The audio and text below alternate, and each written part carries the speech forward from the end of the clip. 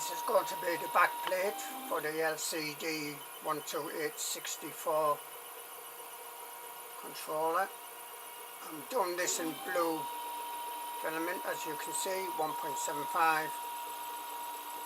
Now I've had problems with Blue Filament sometimes that it will curl at the corners, but now I'm trying it on a PEI sheet with this fan shroud, the 2-in-1 fan shroud. I'll put a link about that below here.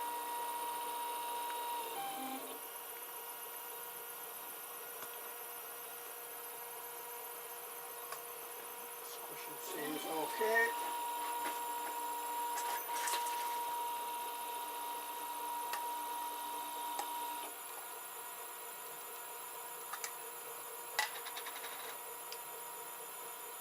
If you see any shadows, I'm just putting some grease on the threaded rods, lithium grease.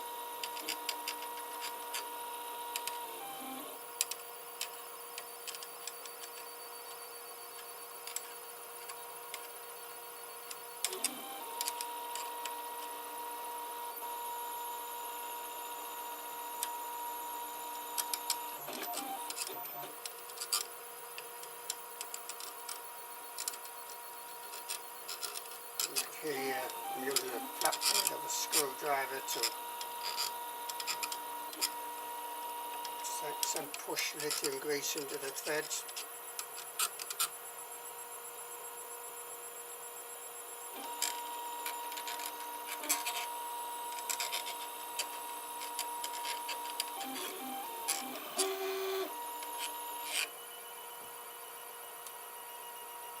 It's just a bit of general maintenance doing that.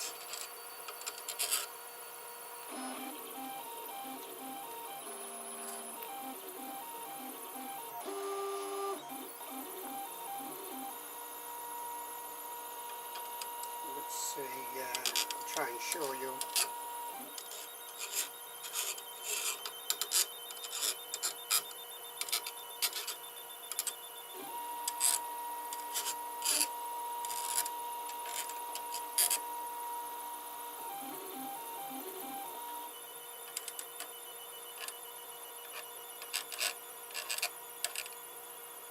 That's enough. I'll probably put a bit too much on there really.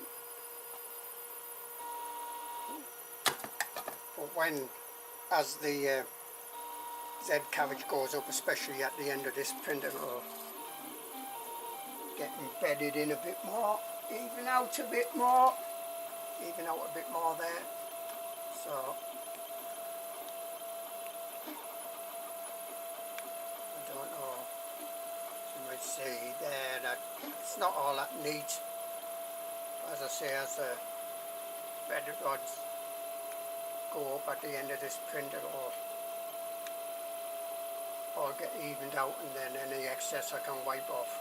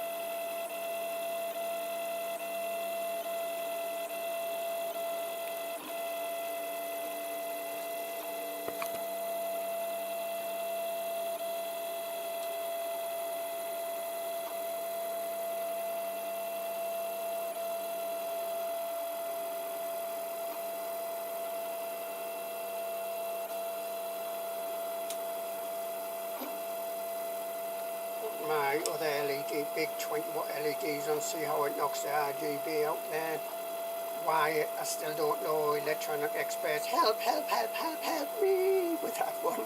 We're all on separate controllers, separate power supplies. So why does it make my RGB down there go a bit donkey? big 3 LEDs on.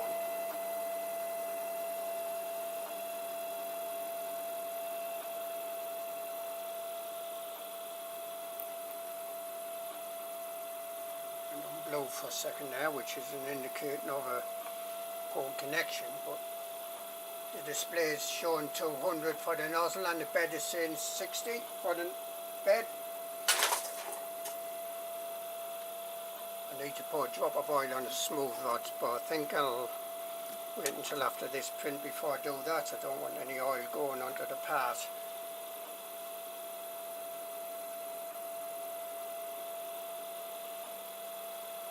I think this is a 6-hour print, something like that.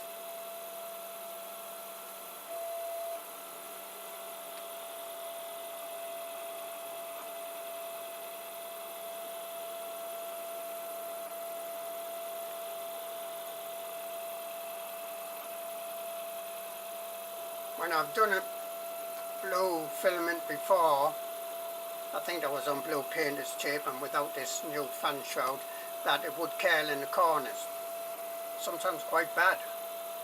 So this will be interesting to see how this turns out.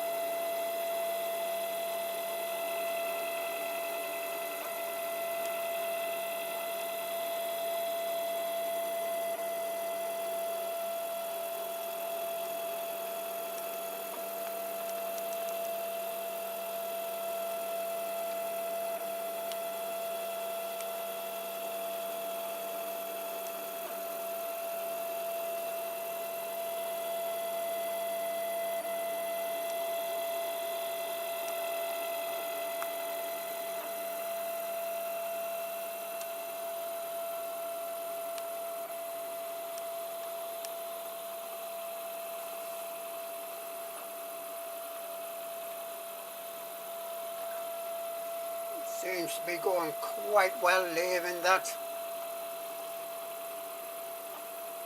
Still a tiny bit of black in this edge here that I was printing black PLA just before this, and maybe a little bit still in the tube, so to speak. I tried to clean it out, ran out of that black stuff, so now I'm using the blue.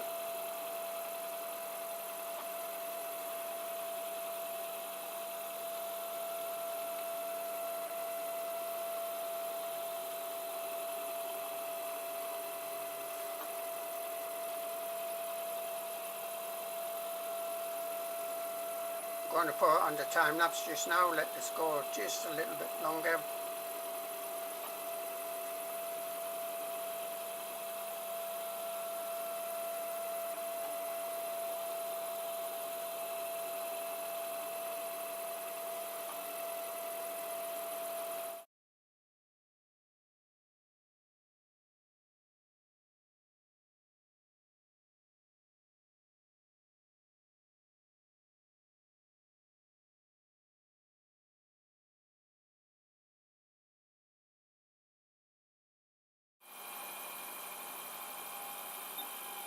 Okay, at normal speed here on the video now, about 1 hour, 56 minutes to be precise.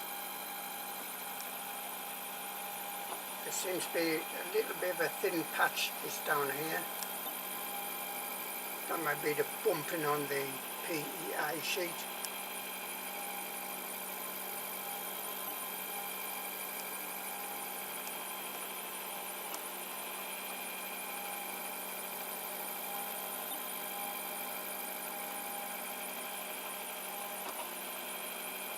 Notice like the gap there on the right hand side of that,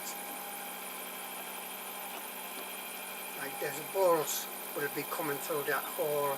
Well, in each of the corners there's holes for balls.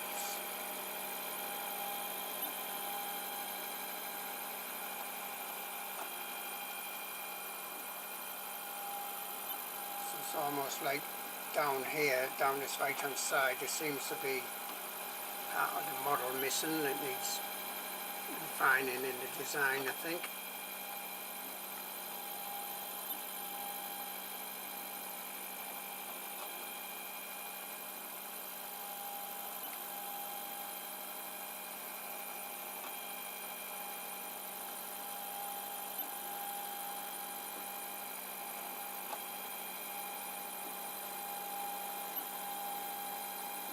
I'm still waiting for electronic experts. Anyway, experts out there figure out this.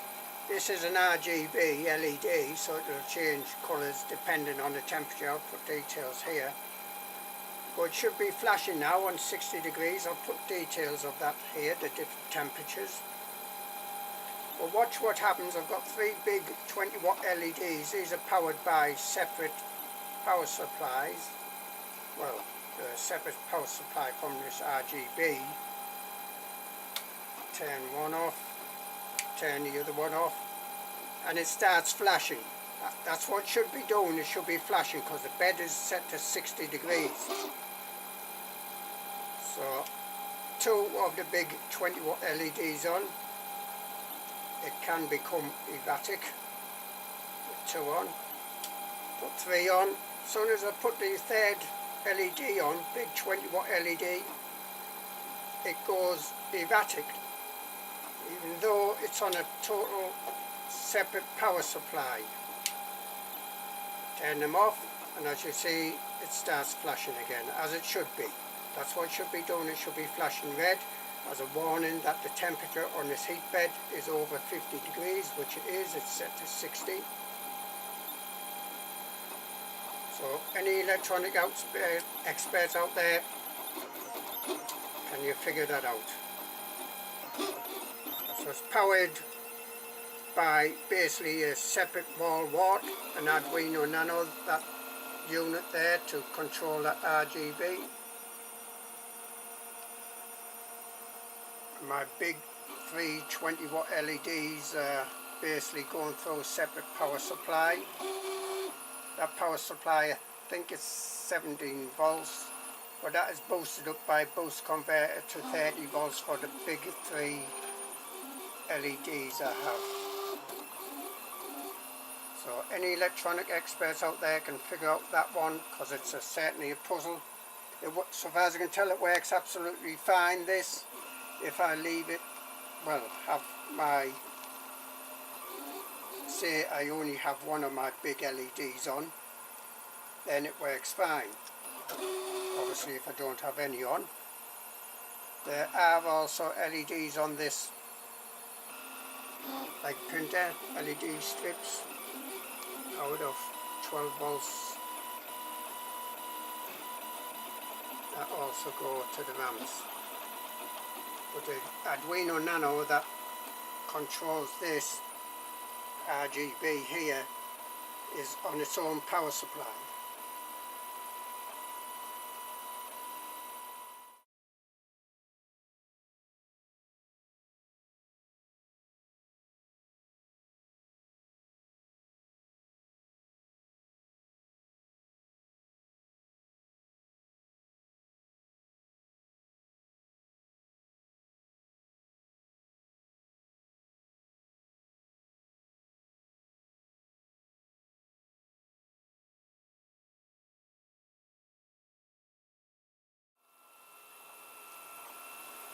Back at normal speed on the video. It's 1 hour 45 minutes into this print, and it is starting to do a bit of plastic over to cover that edge up there. That must be in the design, I think.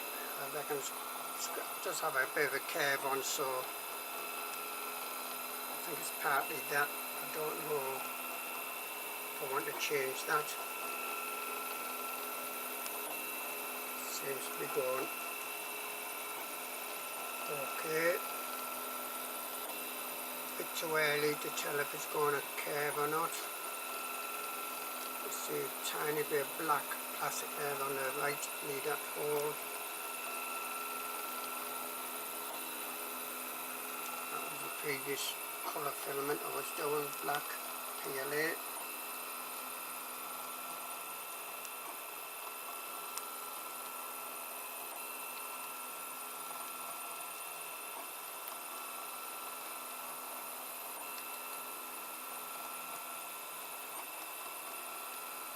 About 2.5 hours into this print, and if you look on that right hand side there, this front corner, oops, it's definitely starting to curl.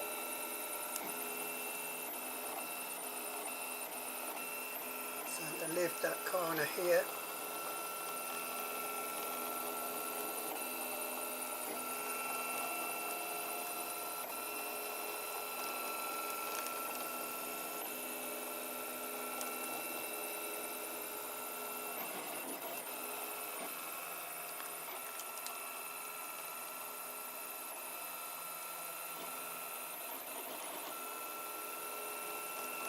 You can see the infill there, and you can also see that curling on that corner, that front corner.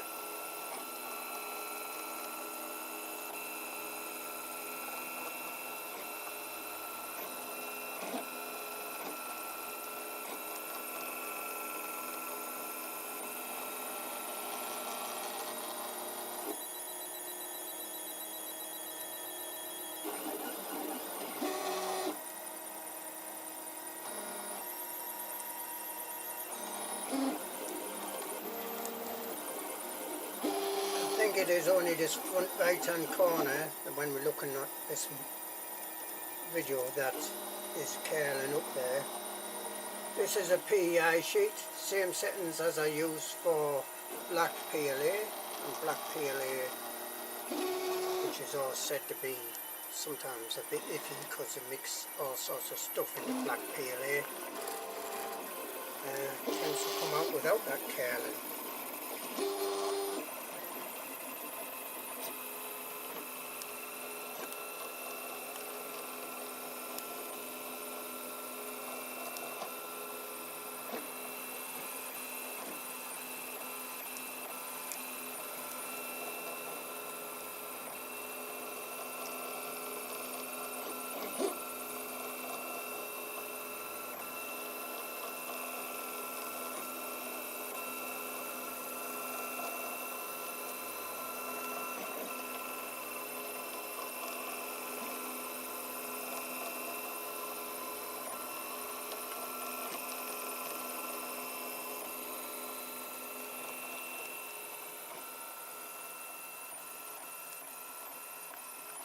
So look at the time, just over 3 hours there. 3.5 hours into this print, and what I've been doing is pressing quite firmly on this corner here that was lifting, just with my finger, being careful obviously of the moving nozzle. If the nozzle moves over like it is now, I'll shift out the way.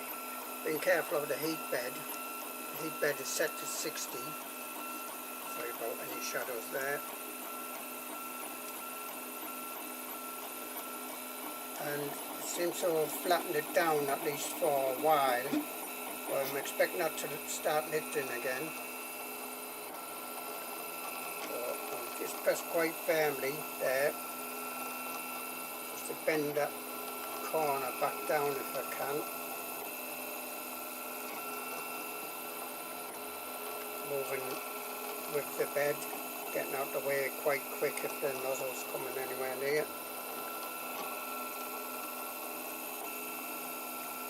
Sort of doing that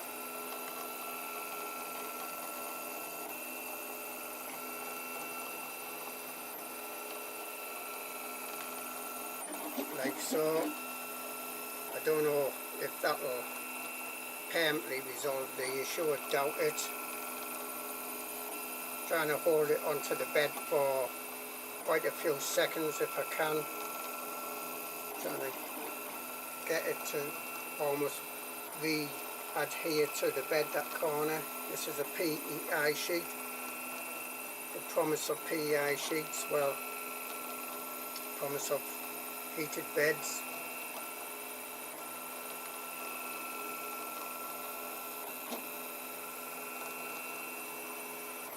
think almost from now on I'll just get black PLA because I have less problems with black PLA than this blue stuff, generally speaking, but with curling and such like.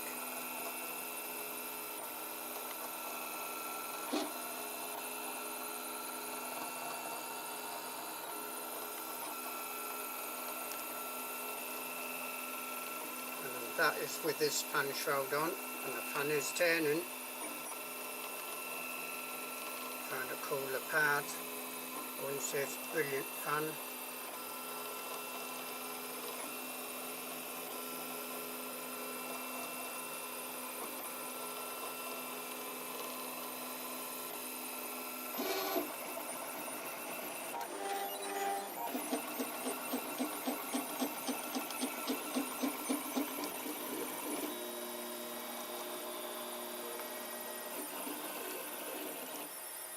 Let's have a look at the display.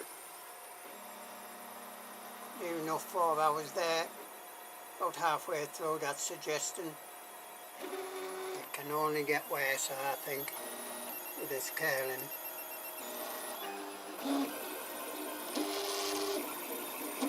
Or it seems to be in the corners.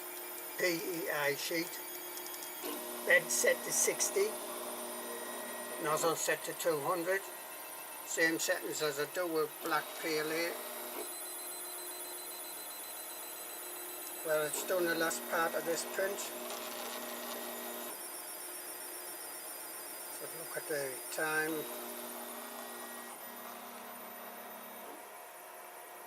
6 hours 21 minutes.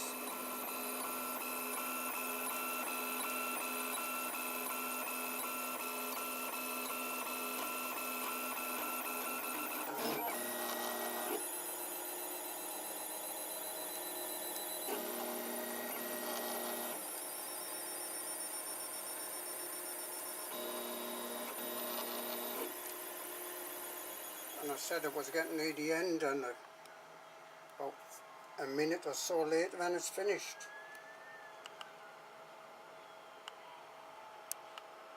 Trying to show you that corner there. It seemed to be lifting.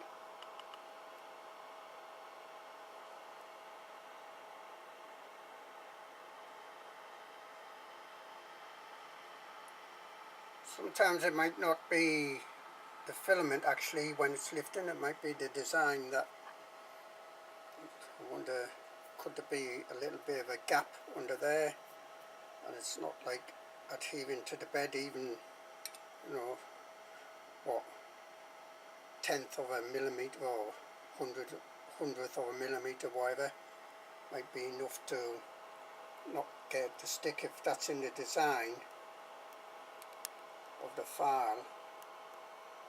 Then the design needs changing. You can see a bit of a, like the infill there, it is a bit bumpy, slightly. Still warm this bed because it's just finished. Let's look at the time. So 6 hours 24 minutes, 6 hours 24 minutes to do that print. Okay, it's had a significant amount of time. Oh bloody hell, that corner's broken off there. So I'm going to put this down to just a piece of cardboard. Got this paint scraper. I'll keep it flat. Yeah, that's come off. Zoom out a bit.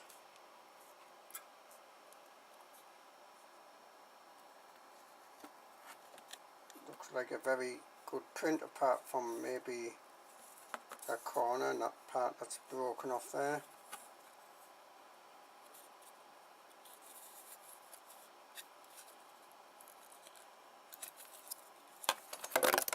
Oops.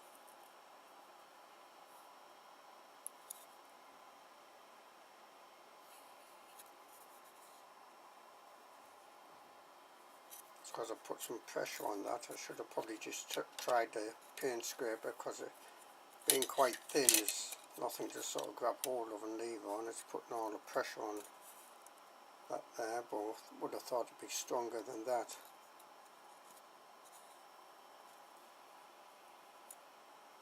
As you see here, you see, make out the infill that's underneath. It's a bit like a quilted cushion or sheet or something. It is a bit bumpy. This is less so, the thicker part. So this is the unit. I haven't got that bolted in at the moment. Let's see how well this fits on the back here, just out of curiosity. Well, holding it on. These holes are far too big here. The whole bolt head would go through them. Those need sorting out. These aren't, well, that one is okay, but this one's a bit, well, they all should be like this, where they've got a bit of an indent for the head, and then basically a hole. That's how they all should look. That one hasn't come out like that. That was in the corner, that was lifting a bit. The physical outside seems okay.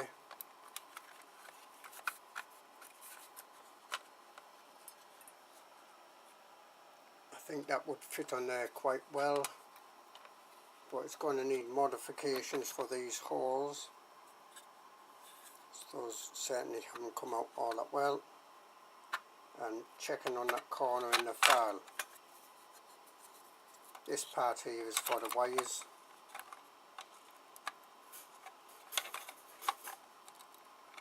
I think those holes are lined up,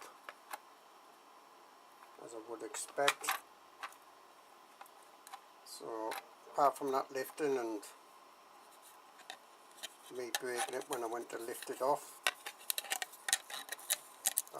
again that was in the lifting corner that broke off there. It's quite a good print, and apart from maybe this sort of surface, but then it is quite thin, this stuff. It's only about 2mm thick there. Quite surprised it did any infill at all, really.